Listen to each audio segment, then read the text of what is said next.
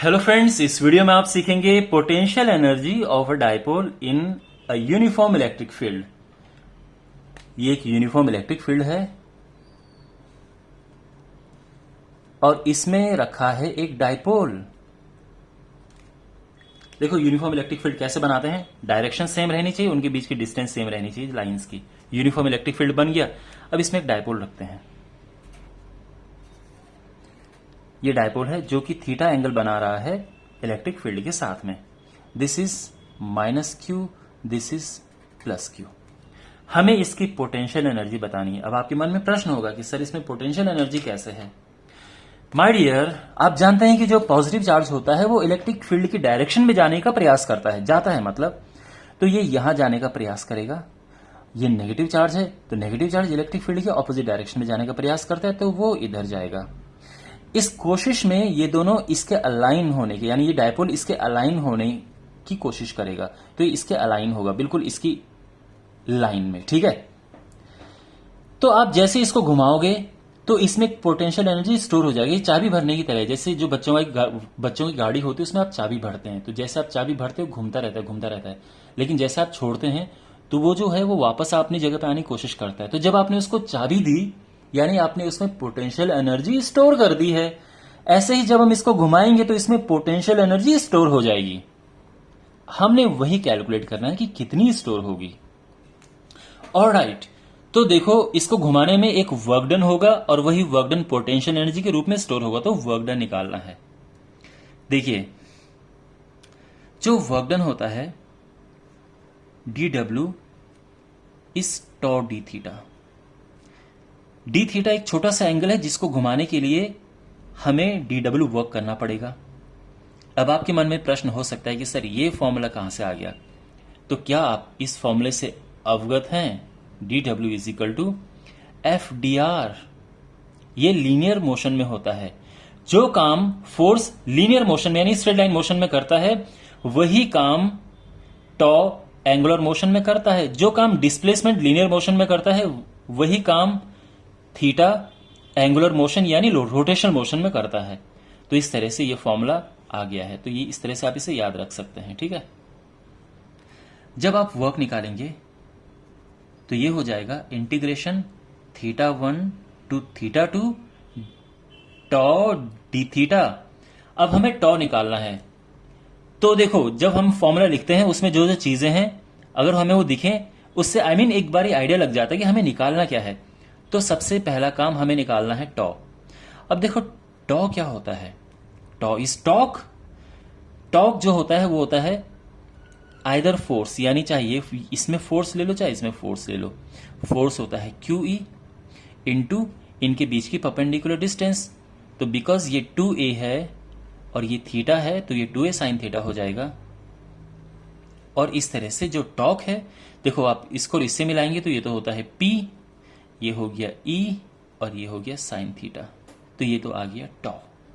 ठीक है, तो जो W होगा वो हो जाएगा integration θ1 to θ2 PE sine theta D theta. यहां तक सब स्मूथ। PE आ गया बाहर। साइन थीटा का इंटीग्रेशन होता है माइनस कॉस थीटा। लिमिट लगी θ1 टू θ2, और जब आप पुट करेंगे यहां पे upper limit minus lower limit,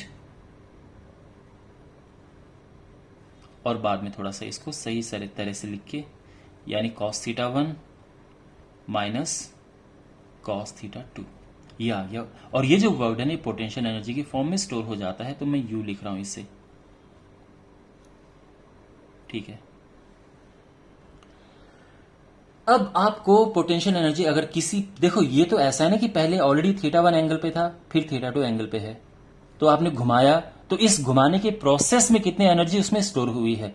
लेकिन अगर आपके पास केवल एंगल दिया है कि भाई ये एंगल है 30 डिग्री बना रहा है, अब इसमें पोटेंशियल एनर्जी बताओ कितनी है, उसके लिए क्या करेंगे, तो potential energy at some angle, किसी पर्टिकुलर एंगल पे पोटेंशियल एनर्जी अगर निकालनी हो तो ध्यान रखो θ1 करते हैं 90 डिग्री, क्योंकि उसमें पोटेंशियल एनर्जी 0 होती है। ठीक है ना, ऐसा लेते हैं और जो थीटा 2 है, मतलब इसको रेफरेंस पॉइंट लेते हैं, इसको बेस पॉइंट लेते हैं, और जो थीटा 2 है वो हो गया थीटा, जो कि आपका है, जैसे मैंने कहा कि अगर हमें 30 डिग्री पे निकालना हो तो कैसे करें, तो वो यही है। ठीक है, अब ये दोनों यहां पे पुट करना है, तो पोटेंशियल एनर्जी हो जाएगा PE cos 90 minus cos theta, और जो फाइनली हमारे पास ये फॉर्मूला आ गया है that is minus PE cos theta. Okay, तो अगर आपके पास कोई एक एंगल गिवन है, उस पर आपको पोटेंशियल एनर्जी फाइंड करनी है, तो इस तरह से किया जाता है। अब इसमें दो चीजें और हैं, एक है स्टेबल इक्विलिब्रियम। स्टेबल इक्विलिब्रियम होता है ऐसा इक्विलिब्रियम कि हम इसको घुमाएं तो भी वहीं पे वापस आ जाए, तो वो होता है स्टेबल इक्विलिब्रियम। ठीक है, तो तब होता है जब ये बिल्कुल ऐसा अलाइन होता है, यानी दो तरीके हैं इसके निकालने के, या तो हम ये सोचें कि वहां पे पोटेंशियल एनर्जी मिनिमम होनी चाहिए।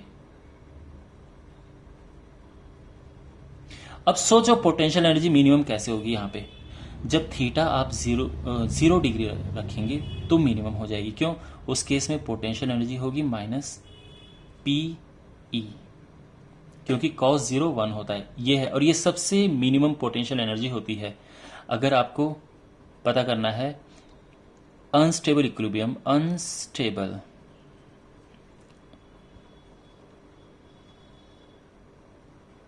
तो ये देखो सबसे ज्यादा पोटेंशियल एनर्जी किस केस में होगी, तो सबसे ज्यादा पोटेंशियल एनर्जी होती है 180 डिग्री पे, यानी आप इसको घुमा के इधर लेके आ जाओ, उस समय ये अनस्टेबल इक्विलिब्रियम की पोजीशन होगी। मींस मान लो कि आप ये लेके आ गए, ठीक है, ये हमारा प्लस क्यू है, ये माइनस क्यू है, जबकि इलेक्ट्रिक फील्ड इसी डायरेक्शन में है। तो अभी तो देखो इक्विलिब्रियम का मतलब क्या है कि वो अपनी जगह पे है, वो मूव नहीं कर रहा है। लेकिन स्टेबल और अनस्टेबल में अंतर क्या है? स्टेबल, मैं यहां पे स्टेबल भी बना देता हूं, ये स्टेबल बना रहा हूं मैं, ठीक है, ये प्लस क्यू और ये माइनस क्यू, ये स्टेबल है।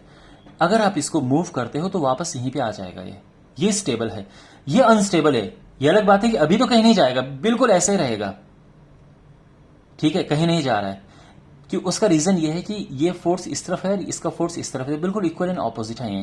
लेकिन जैसा आप इसको हल्का सा डिस्टर्ब करोगे, ये घूम के इधर आ जाएगा और ये वाली पोजीशन बन जाएगी, ठीक है। ये है स्टेबल एंड अनस्टेबल इक्विलिब्रियम में डिफरेंस। तो जब 180 डिग्री होता है तो अनस्टेबल इक्विलिब्रियम होता है, और उस केस में पोटेंशियल एनर्जी मैक्सिमम होती है।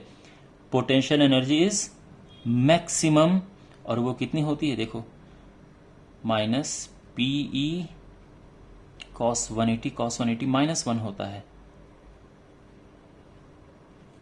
और ये हो जाएगा जस्ट पीई। और ये मैक्सिमम पोटेंशियल एनर्जी, अगर आपके पास प्रश्न ये आए what is the maximum potential energy, तो ये है minimum potential energy of a dipole in uniform electric field की बात हो रही है, तो ये है। ऑलराइट, और पोटेंशियल एनर्जी को जीरो कैसे, कहां पे लेते हैं? जब थीटा 90 डिग्री है तो पोटेंशियल एनर्जी को जीरो कंसीडर किया जाता है। ऑलराइट, सो आप, आई होप आपको ये वीडियो अच्छा लगा होगा। Share this video with your friends, subscribe to the channel, and I will see in the next video. Take care.